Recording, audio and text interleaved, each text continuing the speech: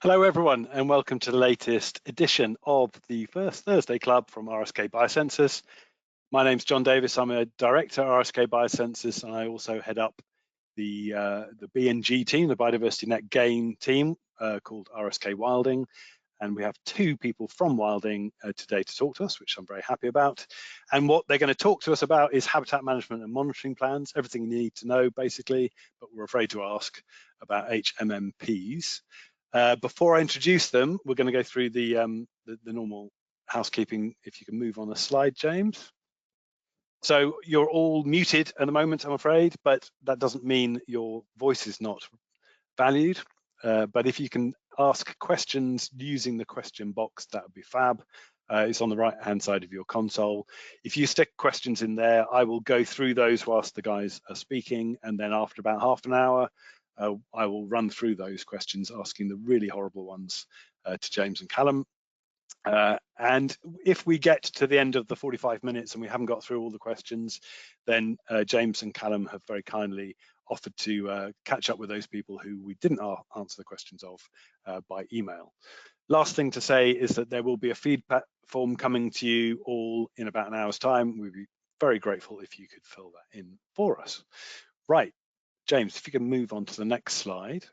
Okay, so James and Callum are our speakers today. James Hicks is a principal ecologist with RSK Wilding with a specialism in biodiversity net gain, habitats and ecological restoration.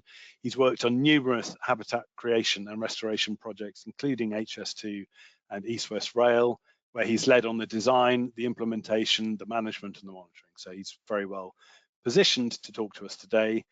Not least because he also sits on CIEM, so that's the Chartered Institute of Ecology and Environmental Management, their ecological restoration specialist interest group. And he's contributing also to the good practice guidelines on ecological restoration. So perfect person to talk to you today, as is Callum, who is an ecological consultant with us in Wilding.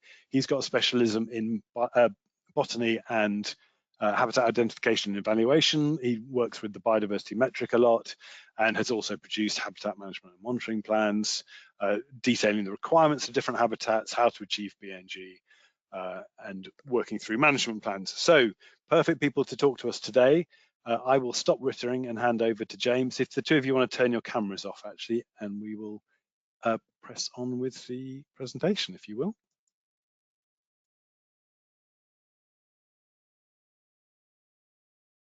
Perfect. Thanks for that, John. So good afternoon, everyone. I'm James, and to start, I'm just going to talk you through what's going to be included in this webinar.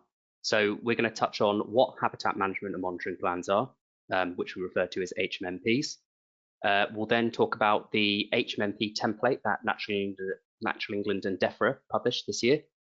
And then alongside that template, they also published a suite of other documents which are useful when compiling your habitat management and monitoring plan. So we'll touch on the companion document, the checklist, the monitoring report template, the monitoring report quantitative summary template as well.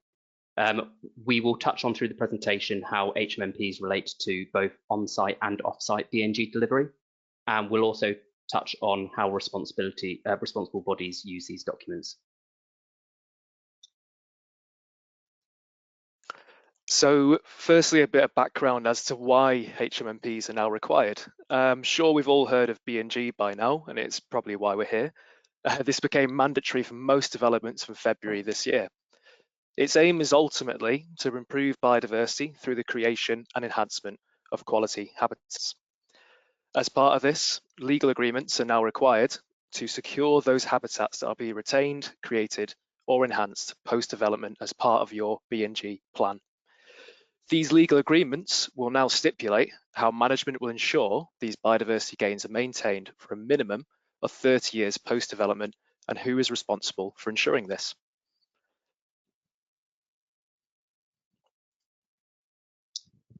So building on that then, so what actually is an HMMP?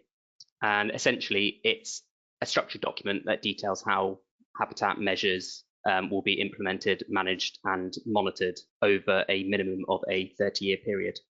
And it's important to note here that it's an accompaniment, not a replacement by any means to legal agreements for biodiversity net gain, for biodiversity gains. So It captures off-site gains, so that's things outside of a red line boundary for a development, and those are secured under either Section 106 agreements with the local authority or under conservation covenants with a responsible body, and I'll touch on those a little bit later in the presentation. But it also covers significant on-site enhancements. Now, the definition of significant will vary on a project depending on the size and scale of the project you're working on, but essentially it covers any on-site habitats with medium distinctiveness or higher. So that's those habitats in the statutory biodiversity metric. It also covers any low distinctiveness habitats that generate many biodiversity units on a project. And it also covers significant gains in area of habitats created or enhanced relative to the area of the development. And yeah, so the habitat management and monitoring plan will include all the information on how your habitats will be established and maintained, and that's the management part of things, as well as the progress of the habitats will be measured, and that's the monitoring side of things.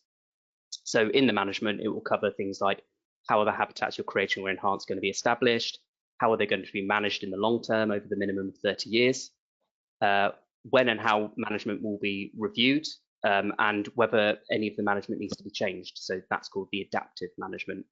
And it will also set out the responsibilities for who's responsible for doing the management. The monitoring aspect of things, that covers when and how habitats are going to be monitored over the 30-year period, and also when and how the monitoring should be reported on. And again, it covers who's responsible for doing that. So, what stage is a habitat management monitoring plan actually needed? So guidance states that it's good practice to start working on a habitat management monitoring plan pre-application stage of a project informally. So this is where you can start talking to stakeholders or the local planning authority and start discussing what you're proposing. But formally, it actually doesn't need to be submitted until post-approval of your planning application, and that will sit alongside a biodiversity game plan.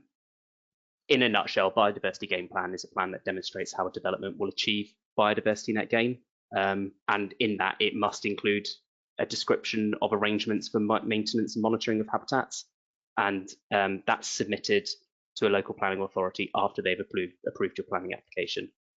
So I won't touch on that a little in any more detail, but there's a link at the bottom when we circulate the slides that you can touch on. But essentially, HMMPs with biodiversity game plans are usually secured through a planning condition, so like a pre-commencement condition. For habitat banks, so HMMPs form part of the legal agreements with a responsible body or a local planning authority, depending on what the legal agreement is. And HMMPs are also needed when you're registering land onto the biodiversity game site register to sell the units. So we've got an overview then of what a HMMP includes and when it's needed, but how exactly should you go about writing a HMMP? Well, very helpfully, Natural England has produced a simple to follow HMMP template, known as HMMPT sometimes, as part of a toolkit that's available online. This HMMP template does not have to be used, but we're going to recommend it is, given it has this user guide and all the sections that we needed for a comprehensive and rigorous HMMP. This also ensures that HMMPs are standardized and consistent in their content, and this makes it clearer for reviewers, LPAs, or responsible bodies that are looking at these documents. There are 3 main sections to your HMMP template, and these are the ones you should include ultimately in your HMMP, with a brief and helpful user guide at the start of the Word document, and this tells you how to fill it in. And then your 3 main sections are your project background, your planned management activity, and your monitoring schedule. So going into more detail in each one of these sections, I'll give you some examples and we'll look at some screenshots of the template itself afterwards as well.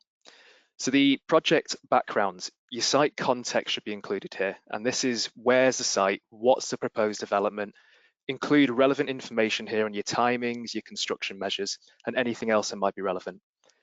Your roles and responsibilities, so who's the landowner, who's going to create or enhance those, who's going to be managing, monitoring those habitats. So what are the responsibilities of all the parties involved? Your existing land use summary, so talk about historical and the current use of the site. So we had a great example recently of this, where a pre-development species list we received contained some calcareous indicators, despite the underlying soil from a background check being a non-calcareous clay. And then we looked into it more, and from 19th century mapping, it turned out the site was a limeworks and it had associated spoil tips and open cast quarries. So this could have had an influence on the soil. Your site baseline and other relevant information, there's lots to include here. Not all of it may be relevant, and James is going to have a whole slide dedicated to this to give more detail. Your photos are really important. This is just really useful to the reader because it creates context, it brings that report to life. The most important part of your HMMP is arguably your planned management activities. So start by laying out what your overall aims and objectives are for the site. What do you see the site becoming? Is it a mosaic of lowlands meadow, mixed scrub, and is it going to benefit a certain protected species that has been highlighted as present for the baseline information? Or are you designing a species-rich wetland? Take that baseline information you've outlined and then state how it's going to inform your habitats and your management activities.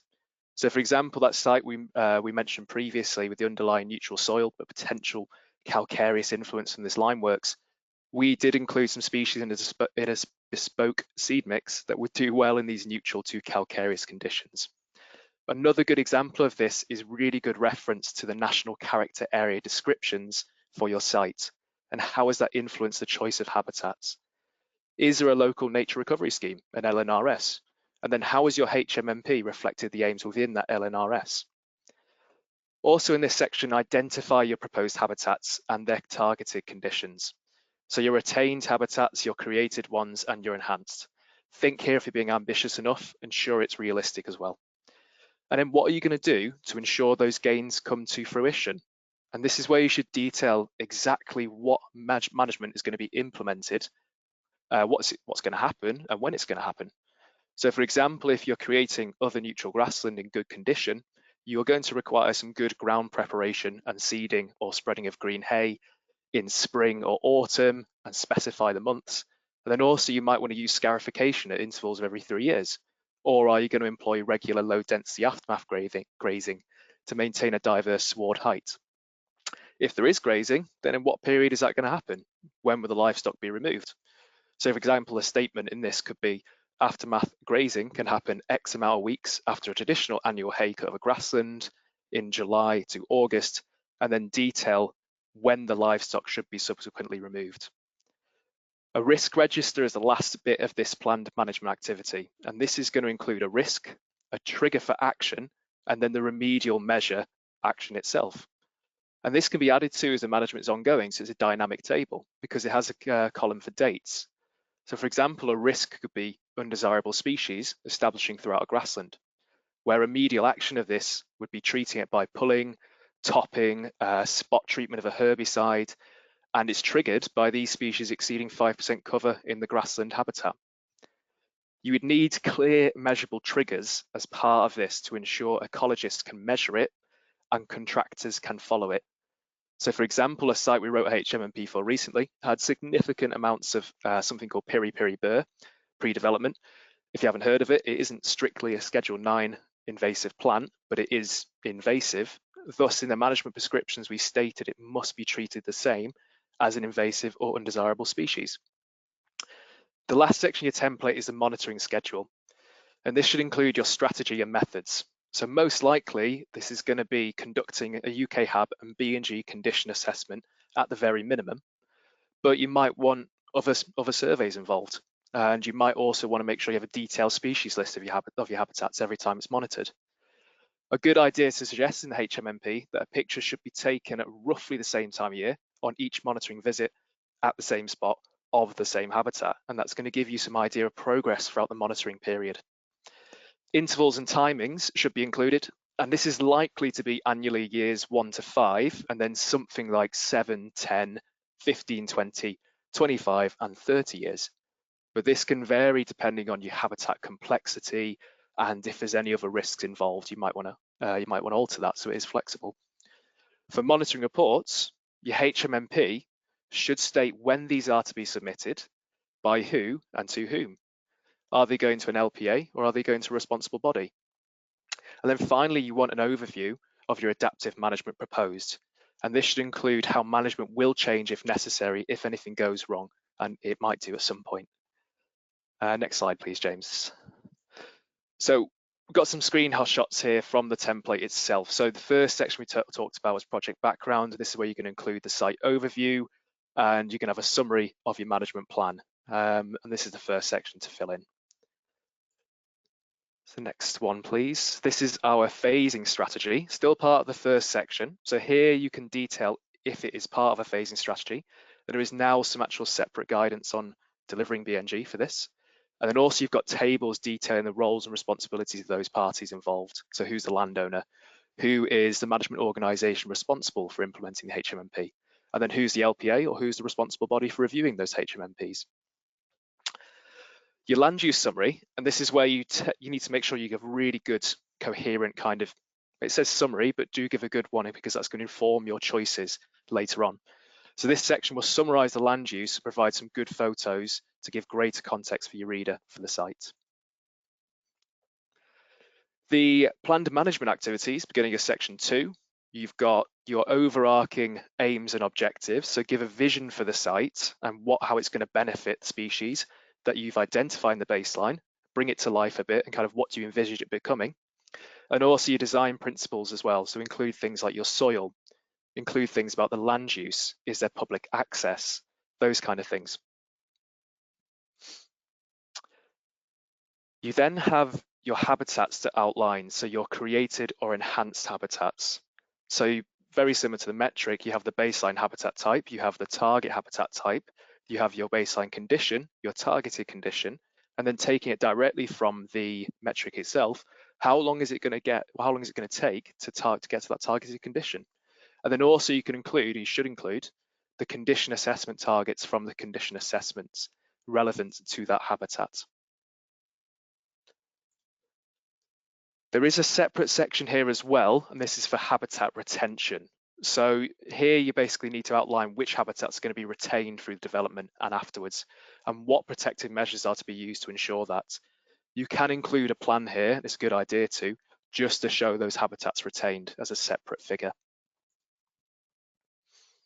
The monitoring schedule is your last section of the template, and this is going to show what your monitoring strategy looks like, what methods you're going to use, and what your intervals are to be included. So here for each habitat that you've got in the table, you're going to outline your methods.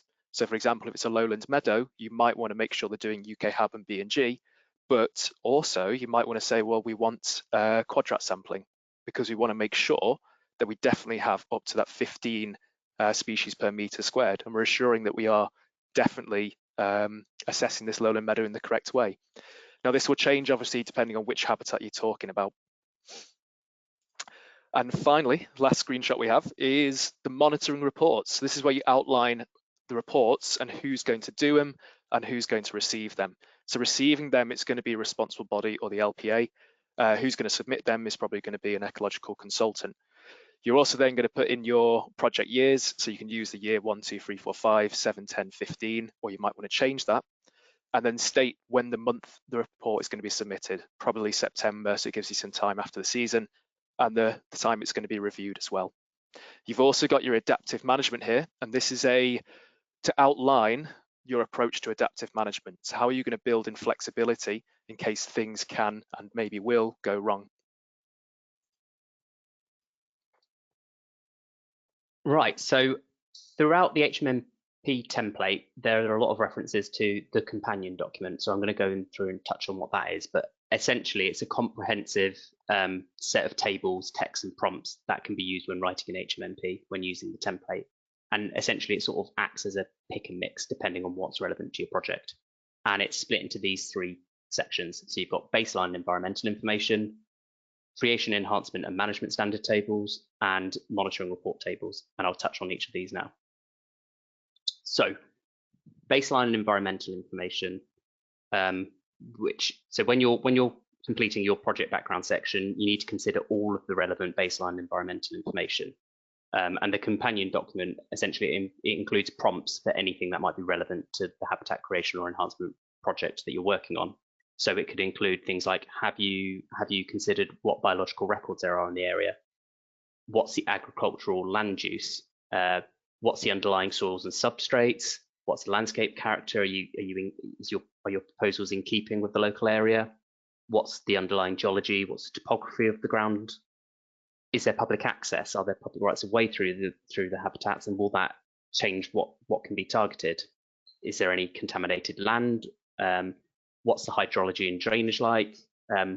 Is it in flood risk zone 2 or 3, for example, or is there, is historic environment a consideration? Are there any listed buildings nearby or buried archaeology?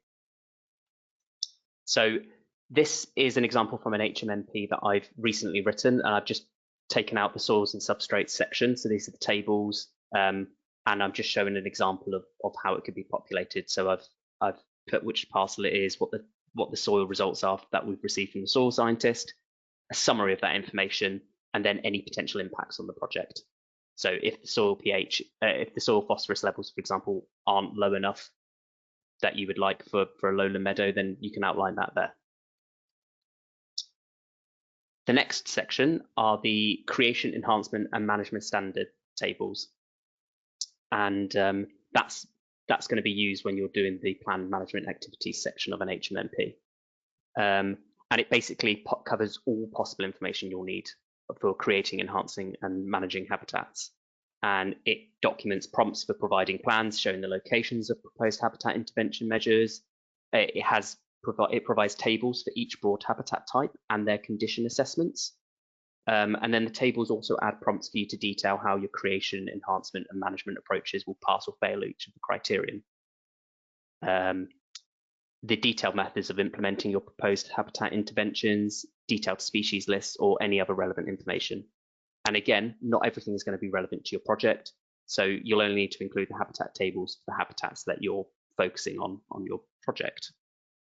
So, for example, again, the same management plan that I've worked on recently, there was existing lowland meadow in poor condition, and we were looking at enhancing it.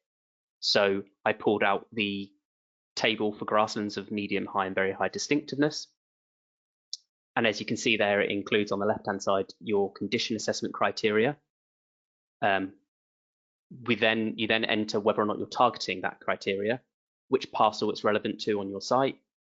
Then there are boxes on creation and enhancement approaches. Now I put not applicable because I'm not creating any lowland meadow, I'm enhancing it. So then the enhancement approach text is populated, and then there's a column about management approaches, which also include any additional information.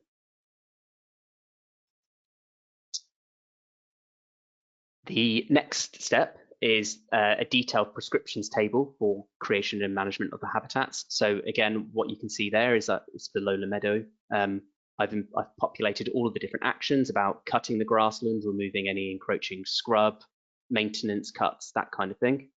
The time, so here I've done the month or months and year or years, and then any prescriptions. So that might be about if you're setting certain cutting heights or any spot treatment that you might need to do, that kind of thing. And then lastly, it asks for a table with detailed species list. So this is a species list that I pulled together that was appropriate for the local environment on this project.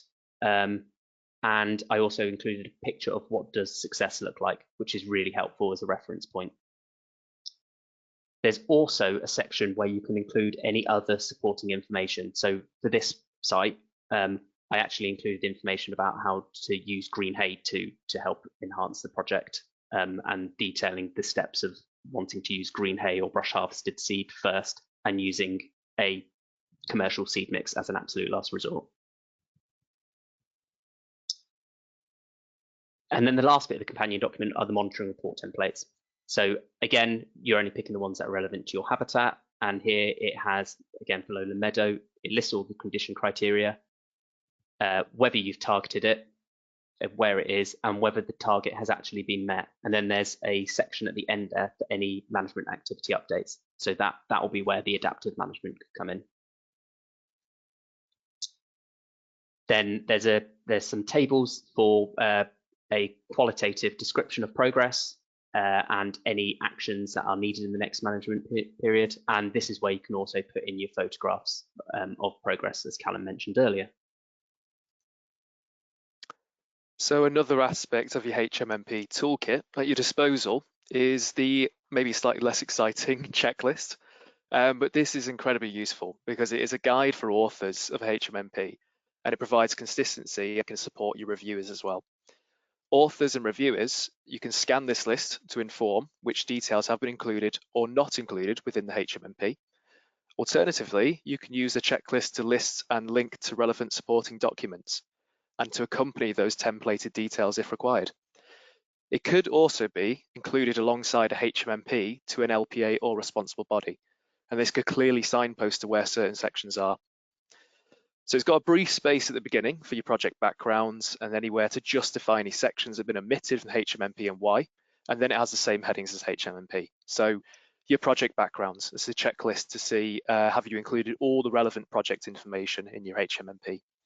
Your planned management activities, are the relevant management activities there with sufficient detail, like James has just shown? So for example, the first two tick boxes are, have the management plans and objectives been included? Are the design principles informed by the baseline information? Are the management proposals prescriptive and detailed enough? And then also the last section, relating to the last section of the HMMP, is your monitoring schedule. So 4 major points to look for. Is the monitoring strategy detailed?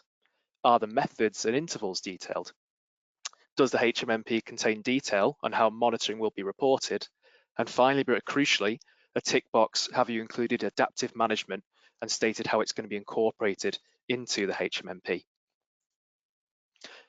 So moving on to the second M of HMMP, the monitoring. So this is when you've submitted the HMMP, the habitat's been implemented, and you're on to monitoring them. So you'd use the habitat monitoring report templates. This is part of the HMMP toolkit, by the way, all available online. The B&G monitoring report template is an appendix to HMMP, and it should be used to report progress to the relevant authority, such as an LPA or responsible body, on the habitat management and monitoring for on-site or off-site B&G delivery. It is split into 2 parts. You have a Word document template, which is detailed on this slide, and you have a separate Excel template that I'm going to talk through on the next slide as well. The Word document, the Word template, allows you to present details to evidence the progress of the monitoring. To tailor this to your site, insert, copy and paste the relevant standardized forms from the associated companion document that James has just been talking about. As we previously said, the companion document contains templates for each broad habitat type using the statutory biodiversity metric, assisting you guys as authors in completing these report tables with progress towards the habitat condition targets. So that companion document is so useful. The Word document is split into 4 sections, as shown on the slide. Your introduction should contain details of who undertook the monitoring survey, a statement of competency, as well as the types of surveys completed, the survey conditions, and any limitations to the survey. A brief summary should then be written about how the habitats have progressed since implementation, as well as a summary of site-wide successes and challenges on site. Progress photos should be included to provide additional context here again. And the progress towards habitat conditions is broken down into area habitats, hedgerows, and watercourses, just the same as the metric. And for this, once again, draw upon the companion document, take the tables from that, and make sure they're relevant to your habitats on site. The monitoring report conclusion section should contain any key future actions that are needed to ensure continual progress towards the habitat's desired condition and any adaptive management that you think is needed. This is the most important section of this, as it's going to clearly detail what actions are needed to ensure that those legally binding targets are delivered. And finally, there's an activity register, and this details when works were completed, by who, who's liable for delivery, the ecologist sign-off, and any additional comments you might want to include on creation, enhancement, management, and monitoring activities. Then moving on to the second part of your monitoring report, you have this Excel document at your disposal. Now, this allows you to provide the key quantitative data that you found on site during monitoring. And the reason this is here as well is because it can be efficiently collated by the relevant authority, LPA responsible body, to contribute to their own reporting requirements. So it has a section, once again, site information. Give a brief overview here, the planning reference, if applicable, and the landowner. And then the first tab, so next slide, please, James. On the first tab, you have the first yearly monitoring report, present for area habitats, hedgerows, and watercourses. Here, the monitoring information should be recorded. So the broad habitat, let's say grassland, habitat type of the neutral grassland, and the condition you found it in, let's say moderate. And then you can calculate the biodiversity units from the statutory metric. Let's say you've come out with a 4. And then this can then be compared with the same information for the target habitat. And this allows a real quick and simple comparison between the biodiversity unit values between your monitoring results and the target habitat. And that can be used as evidence of compliance with delivering those biodiversity net gains. The conclusion section here as well is vital to state whether desired target habitat and condition has yet been achieved, and a statement if remedial action is required. Now in this bit, a simple yes or no is sufficient within the Excel sheet because the details of remedial action is going to be included in the monitoring report Word document, which will always accompany this Excel spreadsheet. Thanks, Callum. I'm going to very briefly touch on the small sites HMMP. So it's essentially a template designed to accompany the small sites statutory metric. For those of you who aren't so familiar with small sites, they can be split into sort of 2 groups. So residential projects, that's where the number of houses is between sort of 1 and 9, or if you're unsure at the stage you're working on, is whether the site area is less than half a hectare. For non-residential projects, it's where the floor space is less than 1,000 square meters or the total site area is less than 1 hectare. And the HMMPT for small sites has 4 sections. So it has a project background section, a management plan and objective section, it has a creation, enhancement and management section, and it's got the monitoring section. And it's a little less detailed than what the normal standard HMMP template is. It's worth stating here that the normal habitat management and monitoring plan template, that should be completed by a suitably qualified and experienced ecologist. The small sites one can be completed by a non-ecologist, but I think we would always recommend an ecologist input into that. And it's also worth saying that for small sites, you can still just use the normal HMMP template. Right, so I just wanted to touch on responsible bodies and habitat management and monitoring plans. So the Environment Act introduced essentially which are overseen by a responsible body. And a responsible body is an organisation designated by Defra to create, manage and monitor and enforce conservation covenants. I'm only going to briefly cover what conservation covenants are because at RSK we've done a webinar on this already, and there's a link at the bottom there. But essentially, it's a private voluntary agreement on land use for nature conservation or heritage purposes, and it's legally binding, and it's made between the landowner or a leaseholder and a responsible body. And the point of it is that conservation goals are met. They provide guidelines on what can or can't be done on the land, and they offer a flexible alternative to a Section 106 agreement with a local planning authority. So, using our lessons learned as a responsible body and how we use habitat management monitoring plans, I thought it would just be useful to go over it. So habitat management and monitoring plans will form part of a conservation covenant, so they'll form part of that legal agreement. And they are used for a responsible body to undertake ecological due diligence. So as a responsible body, we will really scrutinise the habitat management and monitoring plans to make sure that what has been designed is appropriate and it is considered all of the relevant information. So not just ecology, but soils, hydrology and everything else like that. And we review habitat management and monitoring plans to determine likely risk levels, and that informs our responsible body costs. We also use it to undertake compliance monitoring to make sure that what has been done is in accordance with the habitat management and monitoring plan. And we use it for agreeing any changes. So the responsible body needs to agree any adaptive. But yeah, we, like I said, use it for compliance checks of monitoring reporting against the HMMP. For more information on RSK as a responsible RSK Biosensors as a responsible body, I've included a link there too.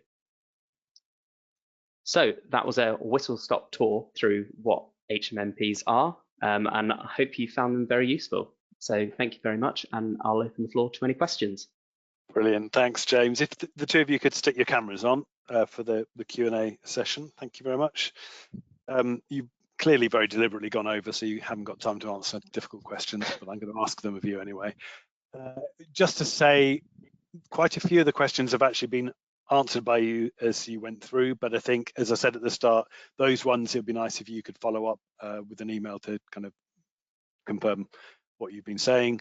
So I won't ask those ones necessarily. The first one is one I want to ask actually, which is, and a couple of people have said this, the actual document, are you submitting the template as you see it filled in, or is there a separate Word document and you kind of submit appendices with extracts from the template? What's your approach? So you submit the template, yeah. So the first thing you'll see in that toolkit is the HMMP template, and it will have all those sections that we spoke about. You fill in the relevant information, get rid of the generic prompts it has there, and that can be submitted as the HMMP. I think the things you can put as appendices are the monitoring reports as a kind of guide, and obviously they're not going to be filled in because you haven't started monitoring things yet, but you can include those as blank templates to be used when the habitat's been implemented. Right, because I always think, you know, when I look at a template document like that, I think, is there enough space to put in all the stuff that you really want? So what you're saying is yes, but if you think you need a kind of extra, then use the appendices for any kind of more detailed information. Because there was one question about the baseline data. So the HMMP template, this is from Adele, is completely lacking anything to do with justifying baseline data, so condition assessment, habitat types, botanical quadrats, etc. Where would this be included, and how can we make sure everyone does it consistently? I think you did sort of answer that. You are required to talk about that in the template, aren't you? James, maybe. Yes, you are. You're outlining what. Yeah, sorry. So yes, you do have to include all of the baseline information that you've got. Like I said, they are typically they're post planning documents. So when you're submitting planning, you would be submitting a biodiversity net gain report. That would be a biodiversity net gain design stage report, and that will include all the justification as to what your surveys have been, what your conditions are, and that kind of thing. The HMMP is the more refined version of that.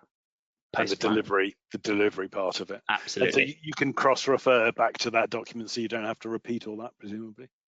Yeah, you can do. Yeah. Okay, kind of a link to that then. You're clearly looking at quite a lot of HMMPs as a responsible body. What represents a good one in your view? So what does good look like? I think it follows on nicely from the last bit, something that's considered the baseline information, and it's clear that the whole HMP is built around that, and it's specific to the site. So like previous kind of land use, things like that, things that could pose a substantial risk, they've been considered and they're built into it with clear remedial action as well. So something that's kind of really thought through everything that could go wrong. It's considered all the baseline information, and it's really tailored the HMMP to that site. Because I think you can get drawn into with these, and you will end up from site to site, you will end up making the same comments. I mean, a lot of it will be very similar, but you can get drawn in to kind of saying the same generic comments, and you might miss out on site specificity, I think. So yeah, having it tailored to a site is real key. Someone's really thought it through. Yeah, as a responsible body, that is what we're doing. Our due diligence is really, is this habitat going to work here? Is it appropriate here even? So all of that background information, the soils, the hydrology, you know, the nearby habitats of a similar sort. So we as a responsible body are very keen that, I don't know, that not everyone is just creating other neutral grassland all over the place, that maybe they're creating more interesting things that fit better with the topography or more appropriate to the geography, that sort of stuff. Sorry, James, I interrupted. No, I was going to say, and just sort of adding on that, I've looked at a lot of different HMMPs through the responsible body side of things, and I find the ones that have used the template the better ones, because we can categorically go through and we know that they haven't missed any sections and it justifies everything. Whereas for those HMMPs where someone's gone off and designed their own template, it's really hard to track exactly have they followed that checklist. So there may be omissions. So from a responsible body side of things, we would prefer to have the template because we have more faith in that everything has been covered. That's interesting. Someone has literally asked that question, do we have to ditch our HMMP document? No, you don't have to. But selfishly, from our perspective, if you use the template, it just makes it easier for us to make sure we're checking everything off. But yeah, I would say, we've had plenty of HMMPs that aren't using the template that are very good. So I think if you can start evolving into the process of using the template, I would say that would be a good thing to do. Right, a slightly more practical one here. Could you give an example of what a target for a habitat, for example, a lowland meadow, might be after, say, 5 years? How is that presented in the HMMP? And at what point would the responsible body say that the target condition has not been met and what they can do about it? Yeah, I can take this one. I think it really depends on what your baseline is and what you're starting with. Are you creating a lowland meadow what's on currently agricultural land, or are you starting with a poor condition lowland meadow that needs enhancing? So it will broadly vary, and it depends on what condition you're also targeting as well. But within 5 years, you want to be seeing that there is definitely movement towards a higher condition score, and you can track that through the monitoring tables through each of the condition criteria and have they been met. And you should be seeing over 5 years that some of these no's are moving to yes, and it might not be that it achieves the target by 5 years, but you want to see that it's moving in that direction. Yes, and the companion document does help in that, isn't it? I think the companion document is like 80 pages. It's really quite useful. I think it probably does give you an indication of, how many species per quadrat you might be expecting, after year 5, that sort of level of detail. I'll pick up the second half of the question, if I may, and as a responsible body side of things. We're not hard on people who haven't got to their target condition. We're not going to say, right, it's year 5, you haven't done this, we're going to litigate. It's not like that at all. We're there to try and encourage people to get to the right place, and we will liaise with you to see how things can be recovered in the next year or two. But over time, if it's not getting to the right place, then we do have the powers to enforce. So we can litigate, we can essentially sue you for not having got to the point you're meant to, but it's really not going to come to that. There are various stages we'd get through before we got to that, mediation, all sorts of stuff. Ultimately, you and us, we both want to get the habitat to where it should be, and we're very happy to be flexible and give it time to happen. So just wanted to make that point about the responsible body. I'm going to ask a couple more, so we're going to go over a little bit, if that's okay with you guys, but you'll have quite a few, I'm afraid, to answer by email. Right, so does the HMMP template distinguish between different monitoring reports, i.e. a UK HAB survey by an ecologist to monitor at year 1 will not be as useful as a report provided by the landscape person undertaking the habitat creation establishment works at year 1? I think it has to be an ecologist, doesn't it, first of all? So you'd hope they would have had similar levels of training in order to undertake that, because there is obviously levels you'd have to make statements of competency. So I imagine it would have, I hope the second part wouldn't apply after year 1. I mean, implementation, did it say? Sorry. i.e. a UK HAB survey by an ecologist to monitor at year 1 will not be as useful as a report provided by the landscaper doing the establishment. So look, the establishment monitoring will be part of this. We need to have the landscape contractors report saying, how much, how many of the whips have failed and all that sort of stuff. So we do need to see that. So basically any reporting that is done to demonstrate how establishment is progressing, the more of the UK HAB thing will come after years 3, 5, 10, further down the line where the habitat is actually developing. So I think you're probably going to get more of a landscape contractor style establishment report for the first year or two, because we've got to be comfortable that it's there are remedial actions in place if everything fails, which can happen. Okay, where are we? Sorry, do you mind if I just jump in one more thing there? Sorry. Yeah. So obviously, the statutory metric and it's habitat focused and it's looking at the quantitative side of things. But with the HMMP, there is flexibility to include qualitative descriptions. So if you're carrying out other monitoring like eDNA surveys or bioacoustic monitoring, all of that information can feed into that monitoring report template as well. So I wouldn't just do it as a number crunching exercise as well. Okay. Look, I'll ask one more, which is from Amy. Is the HMMP purely aimed at responsible bodies, local authorities? If, say, a landowner is planning to manage their land, are there parts of the HMMP that you would consider overly complicated for landowners without this background to understand? Yeah, I can pick that one up if you want as well. Yeah. So I suppose it depends what the landowner is doing. If the landowner is setting up a habitat bank and selling biodiversity units, then it does need to use the HMMP. Absolutely, and that's a requirement for when you're registering your site on the biodiversity net gain register. So yes, in that instance. In other instances where it's nothing to do with biodiversity net gain, I still think there are lots of useful prompts in there that should be followed, but appreciate that it might not be possible to do a full suite of all of these different surveys and archaeological investigations and all of that if it is just a farmer wanting to do better. But I think at least acknowledging that it's a consideration and a potential risk is useful. Yeah. I think it would be a bit over the top for those circumstances to do the whole thing, but it could be a useful steer. Yeah, definitely. Okay, well, look, we have run out of time. There are many more questions, so we will respond to you by email. So thank you very much for those, and sorry that we didn't get through them all. Just to say that the next First Thursday Club, I don't know which date it is, but it's the first Thursday of next month, hence the name. That will be Molly Scott from Nature Positive, and she's going to be talking about EU deforestation regulations. So do please tune into that if that interests you. I'd just like to say thank you again to Callum and James for fantastic talk, really helpful, and also to encourage people to go to the website and look at other talks that we've done over the last 3 or 4 years now, I think. So thank you very much for your time. There will be a feedback form in an hour's time, don't forget. And we'll see you hopefully next month. Cheers, guys. Thank you very much. Thanks, everyone. Thanks all.